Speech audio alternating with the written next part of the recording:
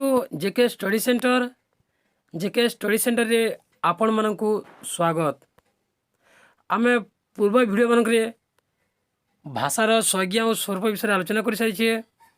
तो आज आमे भाषार उत्पत्ति संपर्क सिद्धांत गुड़िक विषय आलोचना करवा। भाषा विज्ञान आरंभ भाषा उत्पत्ति संपर्क प्रश्न भाषा विज्ञानी मानकर दृष्टि आकर्षण कर भाषा किभली भाव में उत्पत्ति होता बोली दृष्टि आकर्षण कर भाषा विज्ञान सबुठ बड़ जटिल और विचित्र प्रश्न। यह आमर भाषा विज्ञान यह प्रश्नटी भाषा विज्ञान सबुठ बड़ जटिल और विचित्र प्रश्न। ए संपर्क में बहु विद्वान तन्न तन्न अध्ययन कर बहु भिन्न भिन्न सिद्धांत उपनीत हो सारी। तेणु यह आमर भाषा उत्पत्ति संपर्क सिद्धांत यही भाषा उत्पत्ति संपर्क में विद्वान मैंने तन्न तन्न कर अध्ययन कर भिन्न भिन्न सिद्धांत उपनीत हो सारी। यही सिद्धांत गुड़िक मध्य अनेक परस्पर एत भिन्न जे भाषार उत्पत्ति संपर्क एक निर्दिष्ट सिद्धांत निर्धारण कर से जो सिद्धांत गुड़िक से अध्ययन करते सिद्धांत उपनीत होते से सिद्धांत गुड़िक मध्य यह बहुत भिन्न थिला। तेणु एक निर्दिष्ट सिद्धांत निर्धारण कर तेणु यही जटिलता अनेक भाषा विज्ञानी को एत व्यस्त कर पकई से माने एक प्रश्न बोली स्वीकार करती ना। तेज आम भाषाविद L.H. ग्रे मतरे वर्तमान स्थिति भाषा उत्पत्ति संपर्क प्रश्नटी प्रमाण भाव भाषा विज्ञान अध्ययन परिसर संपूर्ण बहिर्भूत होगा उचित। तो वर्तमान आमर जो भाषाविद L.H. ग्रे से मत व्यक्त कर वर्तमान स्थिति भाषा उत्पत्ति संपर्क प्रश्नटी प्रमाण भाव या आम भाषा विज्ञान अध्ययन परिसर संपूर्ण बहिर्भूत होगा उचित या त्याग कर उचित बोली से कहते। यह सत्य जे भाषा विज्ञान सहित भाषार उत्पत्ति संपर्क समस्यार कौन संपर्क ना, किंतु आमर भाषाविद मानकर ए प्रश्न उपर अस्पृहार दुईटी कारण अनुमान करें। तो प्रथम हूँ आम भाषार दैव उत्पत्ति सिद्धांत सार्वदेशिक परंपरागत विश्वास और अध्ययन सामग्रीर अभाव। तेणु ये आम भाषा उत्पत्ति संपर्क सिद्धांत गुड़िक से एक निर्दिष्ट सिद्धांत उपनीत हो पारि ना। से जहाँ हो भाषार उत्पत्ति संपर्क में जो विभिन्न सिद्धांत निर्णीत होता बेस कौतूहलजनक। तो जहाँ होना कहीं जो आम भाषातत्वविद मैंने जो भाषार उत्पत्ति संपर्क जो सिद्धांत गुड़िक से निर्णीत कर बेस कौतूहलजनक। तो एवं आम से सिद्धांत गुड़िक विषय आलोचना करवा। तो आम प्रथम आलोचना करवा दैवी उत्पत्ति सिद्धांत। तो यह आम भाषा उत्पत्ति संपर्क सर्वप्राचीन सिद्धांत। आमर दैवी उत्पत्ति सिद्धांत होची आमर भाषा उत्पत्ति संपर्कीय सिद्धांत मान मध्य सर्वप्राचीन सिद्धांत। यह बहु देश से देशर धार्मिक धारणा अनुଯାयी एक दैवी सिद्धांत आविष्कृत होती। आमर प्रत्येक देशर से देशर धार्मिक धारणा अनुଯାयी यही एक दैवी सिद्धांत आविष्कृत होती। तेज स्थूलतः दैवी सिद्धांत कहले बुझा जाए पृथ्वीर सबु पदार्थ परी भाषा भगवान द्वारा सृष्टि लाभ करी। जमी आम ग्रहण जन्म ग्रहण करने मात्रे मानव जपरी श्वास प्रश्वास रक्त संचालन प्रभृति शक्तिर अधिकारी हुए सेहीपरि भाषा शक्तिर अधिकारी हुए बोली यही दैव उत्पत्ति सिद्धांत मत व्यक्त करते द्वारा आम जानी था। तो दैव उत्पत्ति सिद्धांत कहले आम जाना जे आमर पृथ्वीर सबु पदार्थ भली भाषा भगवान द्वारा सृष्टि होती। जे भाई आमर जड़े जन्म ग्रहण करने द्वारा शरीर में रक्त मांस श्वास प्रश्वास प्रचलित होता है प्रति संचालित होता है सेहीपरि आमर भाषा जड़े जन्म है क्षणी ही भाषा शक्तिर अधिकारी हुए बोली ये सिद्धांत आम जानवा पाई। ये सिद्धांत अर्थ हो तो भारतीय परंपरा रे वेदर भाषा संस्कृत अपरिचय बा देव भाषा बोली आम जाचु। तो भारतीय परंपरा अनुଯାयी आमर वेदर भाषा जे संस्कृत जहाँकि आमर अपौरुषेय बा देव भाषा भगवान मान भाषा औपमन्यव औदुम्बराय जास्क कृष्ण द्वैपायन व्यास प्रभृति विज्ञान एपरि सिद्धांत स्वीकार कर आमर दैवी उत्पत्ति सिद्धांत को आमर अनेक संस्कृत कविगण या स्वीकार कर औपमन्यव औदुम्बरायण जास्क कृष्ण द्वैपायन व्यास प्रभृति विज्ञान एपरि सिद्धांत को स्वीकार कर दैवी उत्पत्ति सिद्धांत जहाँद्वारा कि आम भाषा सृष्टि होती से स्वीकार कर।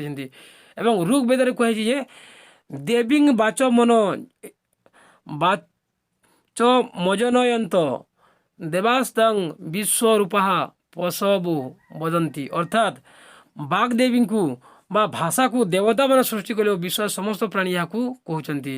ଆମ ଋଗ୍ବେଦରେ କୁହାଯାଇଛି ଯେ ବାଗ୍ଦେବୀ ବା ଭାଷାକୁ ଦେବତାମାନେ ସୃଷ୍ଟି କଲେ ଏବଂ ଆମର ବିଶ୍ୱର ଯେତେ ଲୋକ ସମସ୍ତେ ଏହାକୁ ବ୍ୟବହାର କରୁଛନ୍ତି ବୋଲି ଆମର ଋଗ୍ବେଦରେ କୁହାଯାଇଛି। ତ ଏହି ଆମର ମିଶରୀୟ ମାନେ ସେମାନଙ୍କର ପବିତ୍ର ଗ୍ରନ୍ଥକୁ କୁହନ୍ତି ଯେ ଦ୍ୱନ୍ତ୍ର ଅର୍ଥାତ୍ ଦେବଭାଷା। ପୁଣି ଆମର ଏହା ତ ଆମର ଗଲା ଭାରତୀୟ ପରମ୍ପରା ଅନୁସାରେ। ଏବେ ଆମେ ମିଶରୀୟ ମାନଙ୍କର ପରମ୍ପରାକୁ ଦେଖିବା। ଆମେ ମିଶରୀୟ ମାନେ ତାଙ୍କର ପବିତ୍ର ଗ୍ରନ୍ଥରେ କୁହନ୍ତି ଯେ ଦ୍ୱନ୍ତ୍ର ହେଉଛି ତାଙ୍କର ପବିତ୍ର ଗ୍ରନ୍ଥ ଏବଂ ଅର୍ଥାତ୍ ଦେବଭାଷା। ହୋମର ବିଶ୍ୱାସ କରୁଥିଲେ ଦେବତା ମାନେ ଭାଷା ହିଁ ମନୁଷ୍ୟର ଭାଷା। ହୋମର ଜଣେ ଭାଷାତତ୍ତ୍ୱବିତ୍ ସେ ବିଶ୍ୱାସ କରୁଥିଲେ ଯେ ଦେବତାମାନଙ୍କର ଭାଷା ହିଁ ମନୁଷ୍ୟର ଭାଷା। କ୍ୟାଥୋଲିକ୍ ମାନଙ୍କ ମତରେ ହିବ୍ରୁ ଭାଷା ଭଗବାନଙ୍କ ଦ୍ୱାରା ସୃଷ୍ଟ। ପୁଣି ଆମର କ୍ୟାଥୋଲିକ୍ ମାନେ କହୁଥିଲେ ଯେ ତାଙ୍କର ହିବ୍ରୁ ଭାଷା ତାହା ଭଗବାନଙ୍କ ଦ୍ୱାରା ସୃଷ୍ଟ। ଯେମିତି ଆମର ସଂସ୍କୃତ ଭାଷାକୁ ଦେବଭାଷା ବୋଲି କୁହାଯାଇଥିଲା, ସେହିଭଳି ଆମର ହିବ୍ରୁ ଭାଷାକୁ କ୍ୟାଥୋଲିକ୍ ମାନେ ଭଗବାନଙ୍କ ଦ୍ୱାରା ସୃଷ୍ଟ ବୋଲି କହୁଥିଲେ। ଏବଂ ମିଶରୀ ମାନେ ତାଙ୍କର ପବିତ୍ର ଗ୍ରନ୍ଥକୁ କୁହନ୍ତି ଯେ ଦ୍ୱନ୍ତ୍ର ଅର୍ଥାତ୍ ଦେବଭାଷା ବୋଲି ସେମାନେ କହୁଥିଲେ ତାଙ୍କର ପବିତ୍ର ଗ୍ରନ୍ଥକୁ। ପୁଣି ହୋମର ମାନେ ମଧ୍ୟ ବିଶ୍ୱାସ କରୁଥିଲେ ଦେବତାମାନଙ୍କର ଭାଷା ହିଁ ମନୁଷ୍ୟର ଭାଷାରେ ସେମାନେ ବିଶ୍ୱାସ କରୁଥିଲେ। ପୁଣି ବୌଦ୍ଧମାନେ ପାଳି ଭାଷାକୁ ବିଶ୍ୱର ମୂଳ ଭାଷା ଓ ଭଗବାନଙ୍କ ବୁଦ୍ଧଦେବଙ୍କ ଦ୍ୱାରା ସୃଷ୍ଟ ଭାଷା ବୋଲି କହିଛନ୍ତି। ପୁଣି ଆମର ବୌଦ୍ଧମାନେ ଆମର ସେ ପାଳି ଭାଷାକୁ ବିଶ୍ୱର ମୂଳ ଭାଷା ଓ ଭଗବାନ ବୁଦ୍ଧଦେବଙ୍କର ଦ୍ୱାରା ସୃଷ୍ଟ ଭାଷା ବୋଲି କହିଥାନ୍ତି। ତ ଆମେ ଜାଣିଲେ କେତେ ଲୋକ ସମସ୍ତ ଲୋକ ସେ ଆମର ଏଇ ଦୈବ ଉତ୍ପତ୍ତି ସିଦ୍ଧାନ୍ତକୁ ଆମର ବେଦରେ କୁହାଯାଇଛି ଯେ ଏହା ବାଗ୍ଦେବୀ ବା ଭାଷାକୁ ଦେବତାମାନେ ସୃଷ୍ଟି କଲେ ବୋଲି କୁହାଯାଇଛି। ପୁଣି ସମସ୍ତ ଦେଶର ଲୋକମାନେ କୁହନ୍ତି ଯେ ଭାଷା ଭଗବାନଙ୍କ ଦ୍ୱାରା ସୃଷ୍ଟ। ମିଶରୀମାନେ ତାଙ୍କର ପବିତ୍ର ଗ୍ରନ୍ଥକୁ ଦ୍ୱନ୍ତ୍ର ଅର୍ଥାତ୍ ଦେବଭାଷାକୁ ସେମାନେ ଭଗବାନଙ୍କର ପବିତ୍ର ଗ୍ରନ୍ଥକୁ ସେମାନେ ଦେବଭାଷା ବୋଲି କହିଛନ୍ତି। ହୋମର ମଧ୍ୟ ବିଶ୍ୱାସ କରୁଥିଲେ ତାଙ୍କର ଭାଷା ମନୁଷ୍ୟର ଦେବତାମାନଙ୍କର ଭାଷା ହିଁ ମନୁଷ୍ୟର ଭାଷା ବୋଲି କହୁଥିଲେ। ପୁଣି କ୍ୟାଥୋଲିକ୍ ମାନେ ମଧ୍ୟ ହିବ୍ରୁ ଭାଷାକୁ ଭଗବାନଙ୍କ ଦ୍ୱାରା ସୃଷ୍ଟ ବୋଲି କହିଛନ୍ତି। ପୁଣି ବୌଦ୍ଧମାନେ ସେମାନେ ପାଲି ଭାଷାକୁ ବିଶ୍ୱର ମୂଳ ଭାଷା ବା ଭଗବାନ ବୁଦ୍ଧଦେବଙ୍କ ଦ୍ୱାରା ସୃଷ୍ଟ ବୋଲି କହିଛନ୍ତି। ତ ହେରୋକ୍ଲିଟସଙ୍କ ଧାରଣା ଥିଲା ଯେ ଶବ୍ଦ ଆକାଶ ସ୍ୱାଭାବିକ ଭାବରେ ସୃଷ୍ଟ, ମନୁଷ୍ୟ ଦ୍ୱାରା ସୃଷ୍ଟ ନୁହେଁ। ପୁଣି ହେରୋକ୍ଲିଟସଙ୍କ ଦ୍ୱାରା ଧାରଣା ଥିଲା। ପୁଣି ହେରୋକ୍ଲିଟସ ମଧ୍ୟ ଗୋଟେ ଧାରଣା ଦେଇଥିଲେ ଯେ ଏହି ଶବ୍ଦଟା ଆକାଶର ସ୍ୱାଭାବିକ ଭାବରେ ସୃଷ୍ଟ, ମନୁଷ୍ୟ ଦ୍ୱାରା ସୃଷ୍ଟ ନୁହେଁ। ପ୍ଲାଟୋଙ୍କ ମତରେ ସମସ୍ତ ପଦାର୍ଥ ପରି ଭାଷା ପ୍ରକୃତି ପ୍ରଦତ୍ତ ବା ଦୈବୀ ପ୍ରଦତ୍ତ ବୋଲି କହିଛନ୍ତି।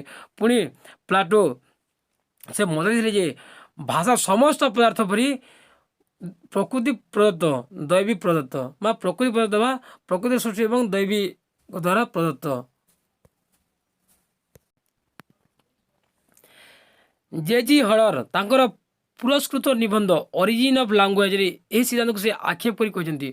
ପ୍ରଥମେ ଆମର ଯେତେ ଜଣ ସ୍ୱୀକାର କରିବେ ସେ ବିଷୟରେ ଆମେ ଏବେ ଆଲୋଚନା କରିଥିଲା। ଏବେ ଆମେ କେତେ ଜଣ ଆକ୍ଷେପ କରିଛନ୍ତି ସେ ବିଷୟରେ ଆମେ ଏବେ ଆଲୋଚନା କରିବା। ତ ଜେ.ଜି. ହଳର ତାଙ୍କର ପୁରସ୍କୃତ ନିବନ୍ଧ ଅରିଜିନ୍ ଅଫ୍ ଲାଙ୍ଗୁଏଜରେ ଏହି ଦୈବିକ ଉତ୍ପତ୍ତି ସିଦ୍ଧାନ୍ତ ଏହି ସର୍ବପ୍ରାଚୀନ ସିଦ୍ଧାନ୍ତ ଦୈବିକ ଉତ୍ପତ୍ତି ସିଦ୍ଧାନ୍ତକୁ ସେ ଆକ୍ଷେପ କରି କହିଛନ୍ତି ଯେ ଯଦି ଭାଷା ହେଉଛି ଦୈବୀକୃତ ତେବେ ପୃଥିବୀର ସବୁ ମଣିଷ ଏକ ଭାଷା କହୁଥାନ୍ତି। ସେ ଜେ.ଜି. ହଳର ତାଙ୍କର ପୁରସ୍କୃତ ନିବନ୍ଧ ଅରିଜିନ୍ ଅଫ୍ ଲାଙ୍ଗୁଏଜ ପୁସ୍ତକ ସେ କହିଛନ୍ତି ଯେ ସେଇ ଦୈବିକ ଉତ୍ପତ୍ତି ସିଦ୍ଧାନ୍ତକୁ ଆକ୍ଷେପ କରି କହିଛନ୍ତି ଯେ ଯଦି ଭାଷା ଦୈବିକୃତ ଭଗବାନଙ୍କ ଦ୍ୱାରା ସୃଷ୍ଟ ତେବେ ଆମେ ମଧ୍ୟ ସେ ଭଗବାନଙ୍କ ଦ୍ୱାରା ସୃଷ୍ଟ ଏବଂ ଆମେ ସମସ୍ତେ ପୃଥିବୀର ସବୁ ମଣିଷ ଏକ ଭାଷା କହୁଛନ୍ତି, ଗୋଟିଏ ଭାଷା କହୁଛନ୍ତି। ଆମେ କେହି ଇଂରାଜୀ, କେହି ଓଡ଼ିଆ, କେହି ହିନ୍ଦୀ, କେହି ଜାପାନିଜ, ଚାଇନିଜ ଏସବୁ ଭାଷା କେହି ଭିନ୍ନ ଭିନ୍ନ ଭାଷା ଭିନ୍ନ ଭିନ୍ନ ହୋଇନଥାନ୍ତା, କେବଳ ଗୋଟିଏ ଭାଷା ହୋଇଥାନ୍ତା ବୋଲି ସେ କହିଥିଲେ। ପୁଣି ଗ୍ରେଗରୀ ବିଶପଙ୍କ ମତରେ ସେ ଈଶ୍ୱର ଯଦ୍ୟପି ମଣିଷକୁ ସୃଷ୍ଟି କରିଛନ୍ତି, ପୃଥିବୀର ସବୁ ପଦାର୍ଥକୁ ଯିଏ ସୃଷ୍ଟି କରିଛନ୍ତି ତାହା ଭାବିବା ଭୁଲ, ମଣିଷ ମଧ୍ୟ କେତେ ପଦାର୍ଥ ସୃଷ୍ଟି କରିଛି। ତ ଗ୍ରେଗରୀ ମଧ୍ୟ ଏହି ତାଙ୍କର ଦୈବିକ ସିଦ୍ଧାନ୍ତକୁ ଆକ୍ଷେପ କଲା ବୋଲି କହିଛନ୍ତି। ସେ କହିଛନ୍ତି ଯେ ଯଦ୍ୟପି ମଣିଷକୁ ସୃଷ୍ଟି କରିଛନ୍ତି, ଭଗବାନ ଯଦି ମଣିଷକୁ ସୃଷ୍ଟି କରିଛନ୍ତି, ପୃଥିବୀର ସବୁ ପଦାର୍ଥକୁ ଯିଏ ସୃଷ୍ଟି କରିଛନ୍ତି ତାହା ଭାବିବା ଭୁଲ, ଆମର ମଣିଷ ମଧ୍ୟ କିଛି ପଦାର୍ଥକୁ ସେ ସୃଷ୍ଟି କରିଛି ବୋଲି ସେ କହିଛନ୍ତି ଏବଂ ଏହି ସିଦ୍ଧାନ୍ତକୁ ସେ ଆକ୍ଷେପ କରିଛନ୍ତି। ପୁଣି R.A. ୱିଲସନଙ୍କ ମତରେ ଭଗବାନ ହୁଏତ ମଣିଷକୁ ଉପହାର ସ୍ୱରୂପ ଭାଷାର ସୃଷ୍ଟି କରିବାର ଶକ୍ତି ଦେଇଛନ୍ତି, କିନ୍ତୁ ମଣିଷ ହିଁ ଭାଷା ସୃଷ୍ଟି କରିଛି। ପୁଣି R.A. ୱିଲସନ ସେ କହିଛନ୍ତି ଯେ ଭଗବାନ ହୁଏତ ମଣିଷକୁ ଭାଷା ସୃଷ୍ଟି କରିବାର ମଣିଷକୁ ଉପହାର ସ୍ୱରୂପ ଭାଷା ସୃଷ୍ଟି କରିବାର ଶକ୍ତି ଦେଇଛନ୍ତି, କିନ୍ତୁ ମଣିଷ ଏକା ହିଁ ଭାଷା ସୃଷ୍ଟି କରିଛି। ଏହା କୌଣସି ଦୈବିକ ସିଦ୍ଧାନ୍ତ ନୁହେଁ, ଭଗବାନଙ୍କ ଦ୍ୱାରା ସୃଷ୍ଟି ହୋଇନି ବୋଲି ସେ କହିଛନ୍ତି। ଦୈବିକ ସିଦ୍ଧାନ୍ତର ଖଣ୍ଡନ ପାଇଁ ଏକ ଐତିହାସିକ ଘଟଣାର ଦୃଷ୍ଟାନ୍ତ ମଧ୍ୟ ନିଆଯାଇପାରେ। ଏହି ତିନି ଜଣ ଏହି ସିଦ୍ଧାନ୍ତକୁ ଆକ୍ଷେପ କରିଛନ୍ତି ଏବଂ ତାର ଆମେ ବର୍ତ୍ତମାନ ତାର ଯେ ଐତିହାସିକ ଘଟଣା ମଧ୍ୟ ଆମେ ଉଦାହରଣ ସ୍ୱରୂପ ଆମେ ନେଇପାରିବା। ତ ଆମର ଉଦାହରଣ ସ୍ୱରୂପ ହେଉଛି ମିଶର ରାଜା ସେମିଟିକ୍ସ ଦୁଇଟି ଶିଶୁକୁ ଜନ୍ମ ନେବା ସଙ୍ଗେ ସଙ୍ଗେ ଅଲଗା ରଖିନେଲେ। ମିଶର ରାଜା ସେମିଟିକ୍ସ ଦୁଇଟି ଶିଶୁକୁ ଜନ୍ମ ନେବା ସଙ୍ଗେ ସେମାନଙ୍କୁ ଅଲଗା ରଖିଦେଲେ ଏବଂ ସେମାନଙ୍କ ପାଖକୁ ଯାଉଥିବା ଲୋକ ସେମାନଙ୍କ ଆଗରେ କୌଣସି ଶବ୍ଦ ଉଚ୍ଚାରଣ କରିବା ପାଇଁ ନିଷେଧ କରିଥିଲେ ଏବଂ ସେ ଦୁଇଟି ଶିଶୁକୁ ସେମାନେ ଅଲଗା ରଖିଥିଲେ ଏବଂ ଯେଉଁ ଶିଶୁମାନଙ୍କୁ କିଛି ଖାଇବାକୁ ଦିଆଯାଉଥିଲା ସେ ଶିଶୁମାନଙ୍କ ସମ୍ମୁଖରେ କିଛି କୌଣସି ଶବ୍ଦ କହିବାକୁ ଉଚ୍ଚାରଣ କରିବା ପାଇଁ ନିଷେଧ କରାଯାଇଥିଲା। ତ ବଡ଼ ହୋଇଗଲା ପରେ ସେମାନଙ୍କ ମୁହଁରେ କେବଳ ବେକୋସ୍ ଶବ୍ଦଟି ଶୁଣାଗଲା।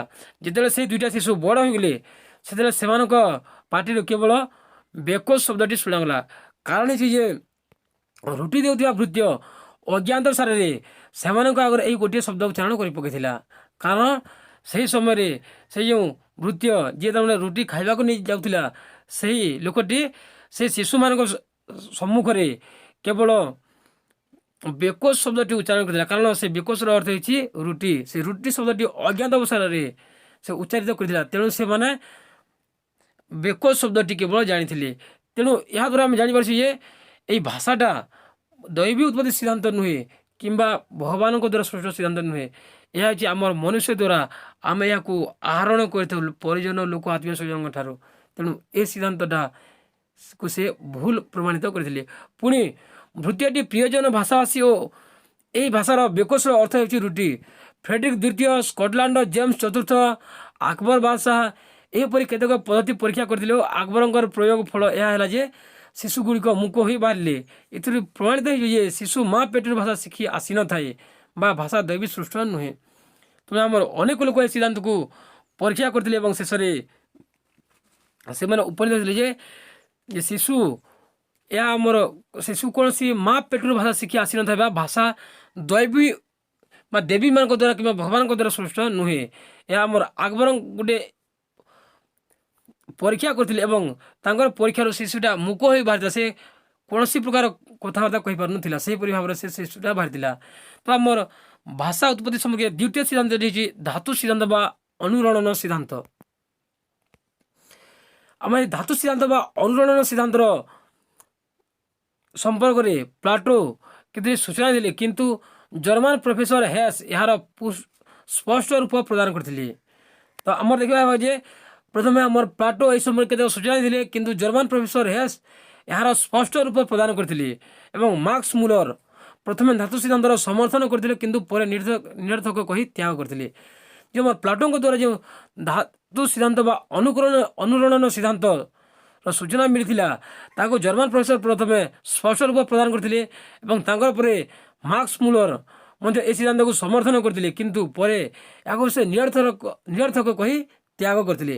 ତ ଏହି ସିଦ୍ଧାନ୍ତ ଅନୁଯାୟୀ ଭିନ୍ନ ଭିନ୍ନ ଭାଷା ପରିବାର ମଧ୍ୟରେ ଅସଂଖ୍ୟ ଧାତୁ ରହିଥିଲା। ତ ଏହି ସିଦ୍ଧାନ୍ତ ଅନୁଯାୟୀ ଭିନ୍ନ ଭିନ୍ନ ଭାଷା ପରିବାର ମଧ୍ୟରେ ଅସଂଖ୍ୟ ଧାତୁ ରହିଥିଲା। ଏହି ଧାତୁ ହିଁ ହେଉଛି କ୍ରିୟା ସୃଷ୍ଟି ଓ ଶବ୍ଦ ସୃଷ୍ଟିର ମୂଳ ବୀଜ। ଆମେ ଧାତୁ ବିଷୟରେ ବ୍ୟାକରଣରେ ପଢ଼ିଛୁ। ତ ଏହି ଅସଂଖ୍ୟ ଭିନ୍ନ ଭିନ୍ନ ଭାଷା ପରିବାରର ମଧ୍ୟରେ ଅନେକ ଭାଷା ଯେଉଁ ଭାଷା ଗୁଡ଼ିକ ଅଛି ସେହି ଭାଷା ପରିବାର ମଧ୍ୟରେ ଅସଂଖ୍ୟ ଧାତୁ ଗୁଡ଼ିକ ରହିଥିଲା ବା କ୍ରିୟାମୂଳ ରହିଥିଲା। ଏହି ଧାତୁ ହିଁ ହେଉଛି କ୍ରିୟା ସୃଷ୍ଟି ଓ ଶବ୍ଦ ସୃଷ୍ଟିର ମୂଳ ବୀଜ ବୋଲି ସେ ଏହି ଧାତୁ ସିଦ୍ଧାନ୍ତରେ କୁହାଯାଇଛି। ତ ଏହି ଶବ୍ଦ ପଦର ଓ ପଦ ବାକ୍ୟର ଆଧାର। ତ ଯେଉଁ ଏହି ଶବ୍ଦ ପଦର ଓ ପଦ ବାକ୍ୟର ଆଧାର, ବାକ୍ୟ ଭାଷାର ଆଧାର, ଏହିପରି ଧାତୁ ଭାଷାର ମୂଳ ବୀଜ ବୋଲି ସେ କହିଥିଲେ। ତ କାଳକ୍ରମେ ଏହି ଧାତୁ ଗୁଡ଼ିକୁ ଲୋପ ପାଇ ପ୍ରାୟ 400-500 ପର୍ଯ୍ୟନ୍ତ ସଂକୁଚିତ ହୋଇ ଆସିଛି। ତ ଏହି ଧାତୁ ଗୁଡ଼ିକ ସମୟ ଅନୁସାରେ ସଂକୁଚିତ ହୋଇ 400-500 ପର୍ଯ୍ୟନ୍ତ ସଂକୁଚିତ ହୋଇ ଆସିଛି ଏବଂ ମାର୍କସ୍ ମୁଲର ଧାତୁର ଅନୁରଣନର ସୃଷ୍ଟି ବୋଲି ଭାବିଥିଲେ ଏବଂ ଏହି ମାର୍କସ୍ ମୁଲର ଯିଏ ଏହି ଆମର ସିଦ୍ଧାନ୍ତକୁ ନିରର୍ଥକ କହି ପରିତ୍ୟାଗ କରିଥିଲେ ସେ ଏହାକୁ ଧାତୁର ଅନୁରଣନରୁ ସୃଷ୍ଟି ବୋଲି ସେ ଭାବିଥିଲେ। ତାଙ୍କ ମତରେ ପୃଥିବୀରେ ତମ୍ବା, ପିତ୍ତଳ, ଲୁହା, ସୁନା ପ୍ରଭୃତି ଭିନ୍ନ ଭିନ୍ନ ଧାତୁ ଭିନ୍ନ ଭିନ୍ନ ଧ୍ୱନି ସୃଷ୍ଟି କରିଥାନ୍ତି। ମନୁଷ୍ୟ ପ୍ରଥମେ ଏହି ଧ୍ୱନିକୁ ଅନୁକରଣ କରି ଅବିକଳ ଉଚ୍ଚାରଣ କରିବାକୁ ଚେଷ୍ଟା କଲା। କ୍ରମେ ଏହି ଅନୁକରଣରୁ ଭିନ୍ନ ଭିନ୍ନ ପ୍ରକ୍ରିୟାର ମୂଳ ବା ଧାତୁ ସୃଷ୍ଟି ହେଲା। ତ ତାଙ୍କର ମତରେ ମାର୍କସ୍ ମୁଲରଙ୍କର ମତରେ ଯେ ଧାତୁକୁ ବା ଆମର ଯେଉଁ ପୃଥିବୀରେ ତମ୍ବା, ପିତ୍ତଳ, ଲୁହା, ସୁନା ପ୍ରଭୃତି ଭିନ୍ନ ଭିନ୍ନ ଧାତୁ ଯେମିତି ଧ୍ୱନି ସୃଷ୍ଟି କରିଥାନ୍ତି ସେହି ଧ୍ୱନିକୁ ସେ ଅନୁକରଣ କରିକି କେବଳ ଅବିକଳ ଉଚ୍ଚାରଣ କରିବାକୁ ସେ ଚେଷ୍ଟା କଲା ଏବଂ ଅନୁରଣନରୁ ଅନୁକରଣର ଭିନ୍ନ ଭିନ୍ନ କ୍ରିୟାମୂଳ ବା ଧାତୁ ସୃଷ୍ଟି ହେଲା। ଯେମିତି ଆମର କହିଥାଉ ଯେ କୌଣସି ସ୍ଥାନ ଗୋଟିଏ ପତ୍ର ପଡ଼ିଗଲା ତାହେଲେ ଆମେ ଫଳ ଫଳ କଲା, କିମ୍ବା ଆମର କାଚ ଭାଙ୍ଗିଲେ ଗୋଟେ ଶବ୍ଦ ହୁଏ, କିମ୍ବା ଆମର ପାଣି ଯେତେବେଳେ ଝରୁଛି ତଳକୁ ଖସୁଛି ଝର ଝର କିମ୍ବା ଗଦ ଗଦ ଶବ୍ଦ ହେଉଛି, ସେଠି ଯେ ଶବ୍ଦ ହେଉଥିଲା ସେ ତାକୁ ତାମାନେ ସେ ଅନୁକରଣ କରୁଥିଲା ଏବଂ ସେହି ଅବିକଳ ଚଳନ କରିବାକୁ ସେ ଚେଷ୍ଟା କଲା। ଏବଂ ଏହିପରି ଭାବରେ ଆମର ଏହି ଅନୁରଣନରୁ ଅନୁକରଣରୁ ଭିନ୍ନ ଭିନ୍ନ କ୍ରିୟାମୂଳ ବା ଧାତୁ ସୃଷ୍ଟି ହୋଇଥିଲା। ଏହିପରି ଭାବରେ ଆମର ସେଇ ଧାତୁ ଗୁଡ଼ିକ ସୃଷ୍ଟି ହୋଇଥିଲା, ମାନେ ଶବ୍ଦର ମୂଳ ରୂପ ସୃଷ୍ଟି ହୋଇଥିଲା। ତ ଡିଙ୍ଗ ଡଙ୍ଗର ଅର୍ଥ ହେଉଛି ଯେ ଘଣ୍ଟାର ଅନୁରଣନ। ଆମର ଡିଙ୍ଗ ଡଙ୍ଗର ଅର୍ଥ ହେଉଛି ଘଣ୍ଟାର ଅନୁରଣନ। ଏହାରି ଉପରେ ସିଦ୍ଧାନ୍ତଟି ଆଧାରିତ। ଏହା ଆମର ଡିଙ୍ଗ ଡଙ୍ଗର ଅର୍ଥ ହେଉଛି ଯେ ଘଣ୍ଟାର ଅନୁରଣନ। ଘଣ୍ଟା ଆମର ଯେମିତି ଡିଙ୍ଗ ଡିଙ୍ଗ ସେ ଆଲାର୍ମ ଦେଲେ ଯେମିତି ଡିଙ୍ଗ ଡଙ୍ଗ ଶବ୍ଦ ହୁଏ, ସେଇଟା ହେଉଛି ଆମର ଘଣ୍ଟାର ଅନୁରଣନ। ଏହି ଉପରେ ସିଦ୍ଧାନ୍ତଟି ଆଧାରିତ। ଏହି ସିଦ୍ଧାନ୍ତର ମୂଳ ଚେତନା ମାର୍କସ ମୁଲରଙ୍କ ମୂଳ ଚେତନା ସହିତ ପ୍ରାୟ ସମାନ। ଏହି ସିଦ୍ଧାନ୍ତ ଆମର ଡିଙ୍ଗ ଡଙ୍ଗ ସିଦ୍ଧାନ୍ତର ମୂଳ ଚେତନା ପ୍ରାୟ ମାର୍କସ ମୁଲରଙ୍କର ମୂଳ ଚେତନା ସହିତ ପ୍ରାୟ ସମାନ। ଏହି ସିଦ୍ଧାନ୍ତ ଅନୁଯାୟୀ ଧାତୁର ଧ୍ୱନି ସହିତ ଶବ୍ଦର ଏକ ରହସ୍ୟାତ୍ମକ ସଙ୍ଗୀତ ବା ସାମ୍ୟ ରହିଛି। ଶବ୍ଦ ଏବଂ ଅର୍ଥ ଭିତରେ ମଧ୍ୟ ଏକ ରହସ୍ୟାତ୍ମକ ସଙ୍ଗତି ରହିଛି। ଏହି ସିଦ୍ଧାନ୍ତରେ 400ରୁ 500 ପର୍ଯ୍ୟନ୍ତ ଧାତୁ ଥିବାର ସ୍ୱୀକାର କରାଯାଇଥିଲା ଏହି ଡିଙ୍ଗ ଡଙ୍ଗ ସିଦ୍ଧାନ୍ତରେ। ତ ଏହି ସିଦ୍ଧାନ୍ତ ଯୁକ୍ତିଯୁକ୍ତ ମନେ ହୁଏ ନାହିଁ, କାରଣ ଯେ ଆମର ଆଦିମ ମଣିଷ ଧାତୁ ବ୍ୟବହାର ଶିଖିଥିଲା କି ନାହିଁ ସନ୍ଦେହ। କାରଣ ଯେ ସେଇ ଆମର ଆଦିମ ମଣିଷ ଧାତୁ ତ ବର୍ତ୍ତମାନ ସୃଷ୍ଟି ହୋଇଛି, କିନ୍ତୁ ସେ ପୂର୍ବରୁ ପ୍ରଥମେ ସେମାନେ ପଥରରୁ ନିଆଁ ସୃଷ୍ଟି କରୁଥିଲେ, କିନ୍ତୁ ଧାତୁ ବିଷୟରେ ସେମାନେ ଜାଣିନଥିଲେ। ତେଣୁ ଏ ସିଦ୍ଧାନ୍ତ ଯୁକ୍ତିଯୁକ୍ତ ମନେ ହୁଏ ନାହିଁ। ଆଦିମ ମଣିଷ ଧାତୁର ବ୍ୟବହାର ଶିଖିଥିଲା କି ନାହିଁ ତାହା ସନ୍ଦେହ।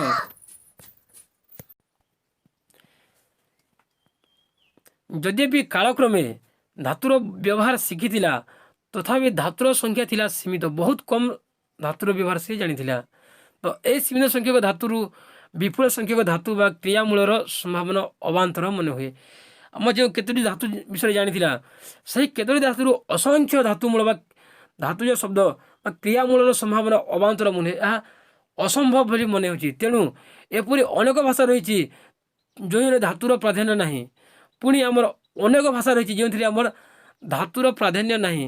ତ ଏପରିକି ଅନେକ ଭାଷାରେ ଧାତୁର କୌଣସି ଆବଶ୍ୟକତା ମଧ୍ୟ ନାହିଁ। ପୁଣି ଆମର ଅନେକ ଭାଷା ରହିଛି ଯେଉଁଥିରେ ଆମର ଧାତୁର ଆବଶ୍ୟକତା ମଧ୍ୟ ନାହିଁ। ତେଣୁ ମାର୍କସ ମୁଲରଙ୍କର ମତରେ ପ୍ରତ୍ୟେକ ଶବ୍ଦର ସୃଷ୍ଟି ମୂଳରେ ରହିଛି ଧାତୁ ବା କ୍ରିୟାମୂଳ। ଏହି କ୍ରିୟାମୂଳ କୌଣସି ନା କୌଣସି ଧାତୁର ଅନୁରଣନ ବା ଅନୁକରଣରୁ ସୃଷ୍ଟ। ମାତ୍ର ଭାଷାର ସୃଷ୍ଟି ପାଇଁ କେବଳ ଧାତୁ ଯଥେଷ୍ଟ ନୁହେଁ। ତ ଯେଉଁ ଆମ ଧାତୁକୁ ଅନୁରଣନ କରି ଯେଉଁ ଆମର ଅବିକଳ ଭାବରେ ଉଚ୍ଚାରଣ କରିବାକୁ ଚେଷ୍ଟା କରିଥିଲା ଏବଂ ଯେଉଁ କ୍ରିୟାମୂଳ ଧାତୁ ସୃଷ୍ଟି ହୋଇଥିଲା, ଏହି କ୍ରିୟାମୂଳ କୌଣସି ନା କୌଣସି ଧାତୁରେ ଅନୁରଣ ଅନୁକରଣ ସୃଷ୍ଟ। ମାତ୍ର ଏହା ଭାଷାର ସୃଷ୍ଟି ପାଇଁ କେବଳ ଧାତୁ ଯଥେଷ୍ଟ ନୁହେଁ। ତ କେବଳ ସେହି ଶବ୍ଦ ଗୁଡ଼ିକ, କେବଳ ସେହି ଜିନିଷ ଗୁଡ଼ିକ ଆମର ଭାଷା ସୃଷ୍ଟି କରିବାରେ ଯଥେଷ୍ଟ ହୁଏ ନାହିଁ। ତେଣୁ ପ୍ରତ୍ୟୟ ଉପସର୍ଗ ଆଦି ଅନ୍ୟ ରୂପମାନଙ୍କର ମଧ୍ୟ ଆବଶ୍ୟକତା ରହିଛି। ପୁଣି ଆମର ଭାଷା ସୃଷ୍ଟି ପାଇଁ ପ୍ରତ୍ୟୟ ଉପସର୍ଗ ଆଦି ଅନ୍ୟ ରୂପମାନଙ୍କର ଆବଶ୍ୟକତା ରହିଛି। ତ ଆଧୁନିକ ଭାଷାବିତ୍ ମାନେ ମନେ କରନ୍ତି ଯେ ଯେଉଁ ଭାଷାରେ ଧାତୁର ସଂଖ୍ୟା ଯେତେ ଅଧିକ, ତହିଁରେ ଜଟିଳତା ସେତେ ଅଧିକ। ତ ଧାତୁ ଉପରେ ଭାଷା ଆଧାରିତ ନୁହେଁ। ତେଣୁ ଆମେ ଉପନୀତ ହେଲା ଯେ ଏହି ସିଦ୍ଧାନ୍ତ ଆମେ ଜାଣିପାରିଲା ଯେ ଧାତୁ ଉପରେ ଭାଷା ଆଧାରିତ ନୁହେଁ। ଧାତୁରୁ ଶବ୍ଦ ସୃଷ୍ଟି କରିବା ପଦ୍ଧତି ବହୁ ପରବର୍ତ୍ତୀ। ଏ ଧାତୁର ଆମର ଶବ୍ଦ କରିବା ପଦ୍ଧତି ହେଉଛି ବହୁ ପରେ ସୃଷ୍ଟି ହୋଇଥିଲା। ତ ଶବ୍ଦ ସହିତ ଅର୍ଥର ସମ୍ପର୍କ ମଧ୍ୟ ସ୍ୱାଭାବିକ ନୁହେଁ। ଆମର ଶବ୍ଦ ସହିତ ଅର୍ଥର ସମ୍ପର୍କ ମଧ୍ୟ ସ୍ୱାଭାବିକ ନୁହେଁ। ଏହା ସାମାଜିକ ସ୍ୱୀକୃତି ଉପରେ ଆଧାରିତ। ଏହି ଆମର ଅର୍ଥ ଏହା ଆମର ସାମାଜିକ ସ୍ୱୀକୃତି ଉପରେ ଆଧାରିତ। ତେଣୁ ଏହି ସିଦ୍ଧାନ୍ତ ଅମୂଳକ ମନେ ହୁଏ। ତେଣୁ ଏହା ଆମର କୌଣସି ଏହାକୁ ଆମେ ଭୂ ସିଦ୍ଧାନ୍ତ ମଧ୍ୟ ଭଳି ଆମକୁ ପ୍ରତୀତ ହୁଏ। ତେବେ ଆମେ ତୃତୀୟ ଦେଖିବା ସଂକେତ ସିଦ୍ଧାନ୍ତ ବା ନିର୍ଣ୍ଣୟ ସିଦ୍ଧାନ୍ତ ବା ସ୍ୱୀକାର ସିଦ୍ଧାନ୍ତ। ଫ୍ରାନ୍ସର ପ୍ରସିଦ୍ଧ ବିଦ୍ୱାନ ରୁଷୋ ସମୟ ସମ୍ବନ୍ଧରେ ଗବେଷଣା କଲାବେଳେ ସେହି ଗବେଷଣାଧାର ଉପରେ ଭାଷାର ଉତ୍ପତ୍ତି ସମ୍ପର୍କୀୟ ଏହି ସିଦ୍ଧାନ୍ତ ପ୍ରତିପାଦନ କରିଥିଲେ। ଆମର ଏହି ସଂକେତ ସିଦ୍ଧାନ୍ତ ବା ନିର୍ଣ୍ଣୟ ସିଦ୍ଧାନ୍ତ ବା ସ୍ୱୀକାର ସିଦ୍ଧାନ୍ତ, ଏହା ଆମର ଫ୍ରାନ୍ସର ପ୍ରସିଦ୍ଧ ବିଦ୍ୱାନ ରୁଷୋ ସମୟ ସମ୍ବନ୍ଧରେ ସେ ଗବେଷଣା କଲାବେଳେ ଏହି ଗବେଷଣାଧାର ଉପରେ ଭାଷାର ଉତ୍ପତ୍ତି ସମ୍ପର୍କୀୟ କିଛି ସିଦ୍ଧାନ୍ତ ସେ ପ୍ରତିପାଦନ କରିଥିଲେ। ତାଙ୍କର ମତରେ ମନୁଷ୍ୟ ମାନେ ଆରମ୍ଭରେ ହସ୍ତରେ ସଂକେତ ଦ୍ୱାରା ଭାବର ଆଦାନ ପ୍ରଦାନ ଚେଷ୍ଟା କରିଥିଲେ। ଏହା ଆମର ଫ୍ରାନ୍ସର ପ୍ରସିଦ୍ଧ ବିଦ୍ୱାନ ରୁଷୋଙ୍କର ମତରେ ଯେ ମନୁଷ୍ୟମାନେ ଆରମ୍ଭରେ ସେମାନେ ହସ୍ତର ସଂକେତ ଦ୍ୱାରା ଭାବର ଆଦାନ ପ୍ରଦାନ କରୁଥିଲେ, ମାନେ ଠାର ଭାବ ଦ୍ୱାରା ସେମାନେ ଭାବର ଆଦାନ ପ୍ରଦାନ କରୁଥିଲେ। ତେଣୁ ସଂକେତ ସିଦ୍ଧାନ୍ତ କହିବା ଏହାକୁ ସ୍ୱାଭାବିକ। କିନ୍ତୁ ଯେତେବେଳେ ଦେଖିଲେ ଯେ କେବଳ ହସ୍ତର ସଂକେତ ଦ୍ୱାରା ସମସ୍ତ କାମ ଚଳିପାରୁନାହିଁ, ସେତେବେଳେ ସେମାନେ ଏକତ୍ର ହୋଇ କେତେକ ଧ୍ୱନିକୁ ସଂକେତ ରୂପେ ସ୍ୱୀକାର କରିଥିଲେ। ସେହି ଧ୍ୱନି ସଂକେତ ଶବ୍ଦ ରୂପେ ପରିଣତ ହେଲା। ଏବଂ ସେ ଯେତେବେଳେ ଦେଖିଲେ ଯେ ସେ କେବଳ ହସ୍ତର ସଂକେତ ଦ୍ୱାରା ସମସ୍ତ କାମ ଚଳିପାରୁନାହିଁ, କେବଳ ଆମେ ଠାର ଭାବ ଦ୍ୱାରା ଆମର ସମସ୍ତ କାମ ଚଳିପାରିବ ନାହିଁ, ସେତେବେଳେ ସେମାନେ ଏକତ୍ର ହୋଇ ସେହି ଲୋକମାନେ ଏକତ୍ର ହୋଇ କେତେକ ଧ୍ୱନିକୁ ସଂକେତ ରୂପେ ସ୍ୱୀକାର କରିଥିଲେ ଏବଂ ସେହି ଧ୍ୱନି ସଂକେତ ଶବ୍ଦ ରୂପେ ପରିଣତ ହେଲା ବୋଲି ସେ ଏହି ସଂକେତ ସିଦ୍ଧାନ୍ତ ବା ନିର୍ଣ୍ଣୟ ସିଦ୍ଧାନ୍ତ ସେ ମତବ୍ୟକ୍ତ କରିଥିଲେ। କିନ୍ତୁ ଟିକିଏ ଧ୍ୟାନଶୀଳ ହେଲେ ଜାଣିହେବ ଯେ ଏ ସିଦ୍ଧାନ୍ତ ବି ଅସାର। ଯଦି ଆରମ୍ଭରେ କୌଣସି ଭାଷା ନଥିଲା, ତେବେ ଲୋକମାନେ ଏକତ୍ର ହେଲେ କିପରି? ଯଦି ଏକତ୍ର ହେଲେ ଶବ୍ଦ ଗଲା କିପରି? ବସ୍ତୁତଃ ବିନା ବିଚାର ବିନିମୟରେ ଏକତ୍ର ହେବା ସମ୍ଭବ ନୁହେଁ, ତ ପ୍ରତୀକର ବିନିମୟ କରିବା ମଧ୍ୟ ସମ୍ଭବ ନୁହେଁ। ତେଣୁ ପରିଶେଷରେ ଏହି ସିଦ୍ଧାନ୍ତ ମଧ୍ୟ ଆମର ଅସାର ବୋଲି ମନେ ହେଲା। କାରଣ ସେମାନେ ଯେତେବେଳେ ତାଙ୍କର ଠାର ଭାବ ଦ୍ୱାରା କୌଣସି ସବୁ ଭାବ ସେମାନେ ସବୁ ଭାବ ଅନ୍ୟ ପାଖରେ ପହଞ୍ଚାଇ ପାରୁନଥିଲେ, ତ ସେମାନେ କିଭଳି ଭାବରେ ଏକତ୍ର ହୋଇଥିଲେ, କିଭଳି ଭାବରେ ସେମାନେ ରୁଣ୍ଡ ହୋଇଥିଲେ ଏବଂ ସେମାନେ ଏକତ୍ର ହେଲେ କିପରି, ଏବଂ ଯଦି ଏକତ୍ର ବି ହେଲେ ତାହେଲେ ସେ ଶବ୍ଦଟା ଗଢ଼ା କିପରି ହେଲା? ତ ଆମେ ଯଦି ଦେଖିବା ତାହେଲେ ବସ୍ତୁତଃ ବିନା ବିଚାର ବିନିମୟରେ ଏକତ୍ର ହେବା ସମ୍ଭବ ନୁହେଁ।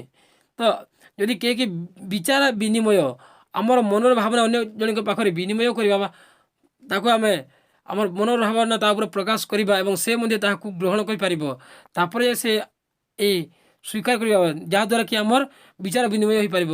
ତ ବିଚାର ବିନିମୟ ଯଦି ହୋଇନଥିଲା, ତାହେଲେ ସେମାନେ କିଭଳି ଭାବରେ ଏକତ୍ର ହେଲେ? ତେଣୁ ଏହି ପ୍ରତୀକରେ ବିନିମୟ କରିବା ମଧ୍ୟ ସମ୍ଭବ ନୁହେଁ। ତେଣୁ ଏହି ସିଦ୍ଧାନ୍ତ ମଧ୍ୟ ଅସାର ବୋଲି ମନେ କରାଗଲା। ପୁଣି ଆମର ଚତୁର୍ଥରେ ରହିଛି ଇଙ୍ଗିତ ସିଦ୍ଧାନ୍ତ ବା ଲଗ୍‌ଭଗ୍ ଥିଓରି। ପାଲିନେସିଆନ୍ ଭାଷାବିଜ୍ଞାନୀ ଡକ୍ଟର ରାୟ ପ୍ରଥମେ ଏହି ମତବାଦର ଉଦ୍ଭାବନ କରିଥିଲେ। ପାଲିନେସିଆନ୍ ଭାଷାବିଦ୍ୱାନ ଡକ୍ଟର ରାୟ ପ୍ରଥମେ ଆମର ଏହି ଇଙ୍ଗିତ ସିଦ୍ଧାନ୍ତ ବା ଲଗ୍‌ଭଗ୍ ଥିଓରି ମତବାଦର ଉଦ୍ଭାବନ କରିଥିଲେ। ଡାରୱିନ୍ 6ଟି ସମ୍ବନ୍ଧ ଭାଷାର ତୁଳନାତ୍ମକ ଅଧ୍ୟୟନ ଆଧାର ଉପରେ ଏହାକୁ ପ୍ରମାଣିତ କରିଥିଲେ। ଆମର ଡାରୱିନ୍ 6ଟି ଅସମ୍ବଦ୍ଧ ଭାଷାର ତୁଳନାତ୍ମକ ଅଧ୍ୟୟନର ଆଧାର ଉପରେ ଏହାକୁ ପ୍ରମାଣିତ କରିଥିଲେ। ତ 1930 ଖ୍ରୀଷ୍ଟାବ୍ଦରେ ରିଚାର୍ଡ ଏ ସିଦ୍ଧାନ୍ତ ପୁନର୍ବିଚାର କରିଥିଲେ ଓ ହ୍ୟୁମାନ୍ ସ୍ପିଚ୍ ନାମକ ନିଜ ଗ୍ରନ୍ଥରେ ଏହାକୁ ମୌଖିକ ଇଙ୍ଗିତ ସିଦ୍ଧାନ୍ତ ବା ଓରାଲ୍ ଜେଷ୍ଟର ଥିଓରି ନାମ ଦେଇଥିଲେ। ପୁଣି ଆଇସଲ୍ୟାଣ୍ଡର ଭାଷାବିତ୍ ଆଲେକ୍‌ଜାଣ୍ଡାର ଜୋହାନ୍ସନ୍ ଭାରତୀୟ ଭାଷାମାନଙ୍କର ତୁଳନାତ୍ମକ ଅଧ୍ୟୟନ ବେଳେ ଏହି ସିଦ୍ଧାନ୍ତରେ ଉପନୀତ ହୋଇଥିଲେ ଓ ନିଜର 3ଟି ଗ୍ରନ୍ଥ ଏହାର ବିସ୍ତୃତ ଆଲୋଚନା କରିଥିଲେ। ୟୁରୋପୀୟ ଭାଷା ବ୍ୟତୀତ ଚୀନା, ତୁର୍କୀ ପ୍ରଭୃତି ଭାଷା ଉପରେ ମଧ୍ୟ ଏହି ଆଲୋଚନା ଆଧାରିତ। ଏହି ସିଦ୍ଧାନ୍ତ ପାଇଁ ସେ 4ଟି ସୋପାନ ଗ୍ରହଣ କରିଥିଲେ। ତ ଇଙ୍ଗିତ ସିଦ୍ଧାନ୍ତ ପ୍ରଥମେ ଆମର ଭାଷାବିଜ୍ଞାନୀ ଡକ୍ଟର ରାୟ ପ୍ରଥମେ ଉଦ୍ଭାବନ କରିଥିଲେ ଏବଂ ଡାରୱିନ୍ 6ଟି ଅସମ୍ବଦ୍ଧ ଭାଷାର ତୁଳନାତ୍ମକ ଅଧ୍ୟୟନରେ ଆଧାର ଉପରେ ଏହାକୁ ପ୍ରମାଣିତ କରିଥିଲେ। ଏହି ଇଙ୍ଗିତ ସିଦ୍ଧାନ୍ତକୁ ଡାରୱିନ୍ ସେ 6ଟି ଅସମ୍ବଦ୍ଧ ଭାଷାର ତୁଳନାତ୍ମକ ଅଧ୍ୟୟନରେ ଏହାକୁ ସେ ପ୍ରମାଣିତ କରିଥିଲେ ଏବଂ 1930ରେ ପୁନର୍ବାର ଏ ସିଦ୍ଧାନ୍ତର ପୁନର୍ବିଚାର କରିଥିଲେ ଓ ହ୍ୟୁମାନ୍ ସ୍ପିଚ୍ ନାମକ ନିଜ ଗ୍ରନ୍ଥରେ ଏହାର ମୌଖିକ ଇଙ୍ଗିତ ସିଦ୍ଧାନ୍ତ ବା ଓରାଲ୍ ଜେଷ୍ଟର ଥିଓରି ନାମ ଦେଇଥିଲେ। ଆଇସଲ୍ୟାଣ୍ଡର ଭାଷାବିତ୍ ଆଲେକ୍‌ଜାଣ୍ଡାର ଜୋହାନ୍ସନ୍ ଭାରତୀୟ ଭାଷାମାନଙ୍କର ତୁଳନାତ୍ମକ ଅଧ୍ୟୟନ ବେଳେ ଏହି ସିଦ୍ଧାନ୍ତର ଉପନୀତ ହୋଇଥିଲେ ଓ ନିଜର 3ଟି ଗ୍ରନ୍ଥରେ ଏହାର ବିସ୍ତୃତ ଆଲୋଚନା କରିଥିଲେ ଓ ଭାରତୀୟ ଭାଷା ବ୍ୟତୀତ ଚୀନା, ତୁର୍କୀ ପ୍ରଭୃତି ଭାଷା ଉପରେ ମଧ୍ୟ ଏହି ଆଲୋଚନା ଆଧାରିତ। ତ ଏହି ସିଦ୍ଧାନ୍ତ ପାଇଁ ସେ 4ଟି ସୋପାନ ଗ୍ରହଣ କରିଛନ୍ତି। ତ ପ୍ରଥମ ସୋପାନ ହେଉଛି ଆମର ଯେ ଭାବ ପ୍ରକାଶମୂଳକ ସୋପାନ। ଏହି ସୋପାନରେ ମଣିଷ ତା'ର ଆଶା, ହତାଶ, କ୍ରୋଧ, କାରୁଣ୍ୟ, ଭୟ, ବିସ୍ମୟ ଆଦି ସଂକେତରେ ପ୍ରକାଶ କରିଥିଲା। ଆମର ଭାବ ପ୍ରକାଶମୂଳକ ସୋପାନରେ ଆମର ମଣିଷ ତାର ଆଶା, ହତାଶ, କ୍ରୋଧ, କାରୁଣ୍ୟ, ଭୟ, ବିସ୍ମୟ ଆଦି ସଂକେତରେ ପ୍ରକାଶ କରିଥିଲା। ପୁଣି ଅନୁକରଣମୂଳକ ସୋପାନରେ ବିଭିନ୍ନ ଜୀବଜନ୍ତୁ ଓ ନିର୍ଜୀବ ପଦାର୍ଥମାନଙ୍କ ଧ୍ୱନିକୁ ଅନୁକରଣ କରି ସେ ଧ୍ୱନି ସଂକେତ ବା ଶବ୍ଦ ଗଠନ କରିଥିଲା। ପୁଣି ଅଙ୍ଗ ଇଙ୍ଗିତମୂଳକ ସୋପାନ, ଏହାର ମଧ୍ୟ ଆଧାର ଅଛି ଯେ ଅନୁକରଣ, କିନ୍ତୁ ଏ ଅନୁକରଣ ଜିହ୍ୱାଦି ଦ୍ୱାରା ଅନୁକରଣ ନୁହେଁ, ଏହା ଆମର ଅଙ୍ଗ ମୁଖ୍ୟତଃ ହାତ ଦ୍ୱାରା ଅନୁକରଣ ସେ କରିଥିଲା। ତାପରେ କୌଣସି କାରଣ ନଥାଇ ମନୁଷ୍ୟ ଚିନ୍ତିତ ଅବସ୍ଥାରେ ଥିଲାବେଳେ ଅଜାଣତରେ ଏପରି ଇଙ୍ଗିତ ସୃଷ୍ଟି ଲାଭ କରିଥିଲା, ଏହାକୁ ଜୋହାନସନ୍ ଅଜ୍ଞାତ ସାର ଅନୁକରଣ ବୋଲି କହିଛନ୍ତି। ପୁଣି ଆମର ସୂକ୍ଷ୍ମ ଭାବ ପ୍ରକାଶମୂଳକ ସୋପାନ, ମନୁଷ୍ୟର ମାନସିକ ବିକାଶ ଫଳରେ ଧୀରେ ଧୀରେ ସେ ସୂକ୍ଷ୍ମ ଭାବ ପ୍ରକାଶ ଲାଗି ଶବ୍ଦ ସୃଷ୍ଟି କରିଥିଲା। ତ ଏବେ ଆମେ ଦେଖିବା ଧ୍ୱନ୍ୟନୁକରଣ ସିଦ୍ଧାନ୍ତ, ବୋବୋ ଥିଓରି ବା ଓନୋମେଟୋପିକ୍ ଥିଓରି ବା ଇକୋଇକ୍ ଥିଓରି। ଏହି ସିଦ୍ଧାନ୍ତ ଅନୁଯାୟୀ ମନୁଷ୍ୟ ନିଜର ପରିପାର୍ଶ୍ୱରେ ଥିବା ପଶୁପକ୍ଷୀମାନଙ୍କର ଧ୍ୱନିକୁ ଅନୁକରଣ କରି କେତେକ ଶବ୍ଦ ନିର୍ମାଣ କରିଥିଲା। ଧ୍ୱନ୍ୟନୁକରଣ ସିଦ୍ଧାନ୍ତ, ଆମେ ଧ୍ୱନ୍ୟନୁକରଣ ଏହାକୁ ଆମେ ଯଦି ସନ୍ନିବେଶ କରିବା ତାହେଲେ ଧ୍ୱନି ଯୋଗ ଅନୁକରଣ ହେବ।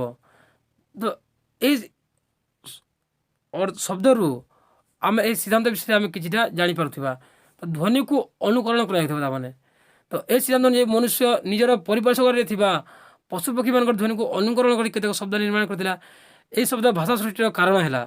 ଏବଂ ବିଲେଇର ମିଆଉ ମିଆଉ ରବ ଅନୁଯାୟୀ ଚୀନା ଭାଷାର ମିଆଉ ମିଆଉ ହିନ୍ଦୀରେ ମିଆଉ ମିଆଉ, ହିନ୍ଦୀରେ ମେ ମେ, ବେ ବେ, ଇଂରାଜୀର କୁକୁ, କକ୍ କକ୍, ସଂସ୍କୃତର କାକ, କୁକୁଟ, ଫରାସୀ କୁକୁ, କକେ, କେତରି, କୋକାର, କୋକାର୍ଦ, କେଲିକୋ, ହିନ୍ଦୀ କୌଆ, ପୋପୋ, ମଟର, ଘୁଘୁ, ଉଲ୍ଲୁକ, ପୁଣି ମମିଆନା, ରେଙ୍କନା, ଭଙ୍କନା, ଭିନଭିନାନା, ଭନଭନାନା ବା ଭ୍ରମର, ଓଡ଼ିଆ କୁଆ, କାକ୍, ପୁଣି ମିଆଉ ପ୍ରଭୃତି ପଶୁପକ୍ଷୀମାନଙ୍କର ରବରାବର ଅନୁକରଣରୁ ସୃଷ୍ଟ।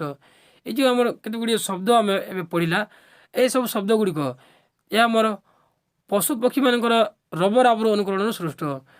କୁଆ କା କା କରିବା ଆମେ ତାକୁ କୁଆ ବୋଲି କହିଛୁ।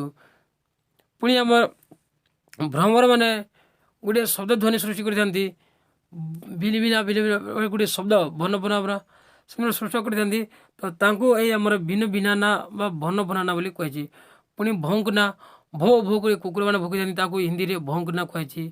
ରେଙ୍କନା, ମିମିଆନା, ଗୁଗୁ, ପୋ ପୋ, ମଟର ଗାଡ଼ି, ଆମର ଗାଡ଼ି ମାନେ ଯେଉଁ ହର୍ନ ଆସେ ତାହାକୁ ଆମେ ପୋ ପୋ। ପୁଣି ଅନେକ ଗୁଡ଼ିଏ ଶବ୍ଦ ଏହି ଆମର ପଶୁପକ୍ଷୀମାନଙ୍କର ରବରାବ ଅନୁକରଣରୁ ସୃଷ୍ଟି ହୋଇଛି। ତ ଏ ସିଦ୍ଧାନ୍ତ ମଧ୍ୟ ସିଦ୍ଧି ଲାଭ କରିପାରେ ନାହିଁ, କାରଣ ଯେ ଏ ସିଦ୍ଧାନ୍ତକୁ ସ୍ୱୀକାର କଲେ ବିଶ୍ୱର ସବୁ ଭାଷାରେ ପଶୁପକ୍ଷୀମାନଙ୍କର ଧ୍ୱନିକୁ ଗୋଟିଏ ମାତ୍ର ଶବ୍ଦରେ ପ୍ରକାଶ କରିବା ଉଚିତ ଏବଂ ଏହି ଧ୍ୱନି ଅନୁକରଣରେ ଜାତ ଶବ୍ଦ ମଧ୍ୟ ଉଣାଅଧିକ ସମାନ ହେବା ଉଚିତ। କିନ୍ତୁ ଏପରି ଦେଖାଯାଉନଥିବାରୁ ଏହି ସିଦ୍ଧାନ୍ତ ମଧ୍ୟ ଭ୍ରମାତ୍ମକ। ତ ଏହି ମତର ଖଣ୍ଡନକାରୀ ମାନେ କହନ୍ତି ଯେ ବିଶ୍ୱର ଶ୍ରେଷ୍ଠ ବିକଶିତ ପ୍ରାଣୀ ହୋଇ ମନୁଷ୍ୟ ସ୍ୱୟଂ କୌଣସି ଧ୍ୱନି ଉତ୍ପନ୍ନ କରିପାରିଲା ନାହିଁ ଯେ ଅନ୍ୟ ପ୍ରାଣୀର ଧ୍ୱନିକୁ ଆଶ୍ରୟ କରିବାକୁ ପଡ଼ିଲା। ତ ମାର୍କସ ମୁଲର ଏ ସିଦ୍ଧାନ୍ତକୁ ହସରେ ଉଡ଼ାଇ ଦେଇଥିଲେ ଓ ପରିହାସରେ ଏହାକୁ ବୋ ବୋ ଥିଓରି ବୋଲି କହିଥିଲେ।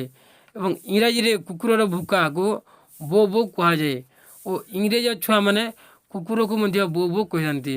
ତ ପାପୁଆର ପୂର୍ବୋତ୍ତର ପାର୍ଶ୍ୱରେ କୁକୁର ଛୁଆକୁ ମଧ୍ୟ ବୋ ବୋ କୁହାଯାଏ। ତେଣୁ ମାର୍କସ ମୁଲର ଏ ସିଦ୍ଧାନ୍ତକୁ କୁକୁର ବା କୁକୁର ଗର୍ଜନ ପରି ତୁଚ୍ଛ ଜ୍ଞାନ କରିଛନ୍ତି।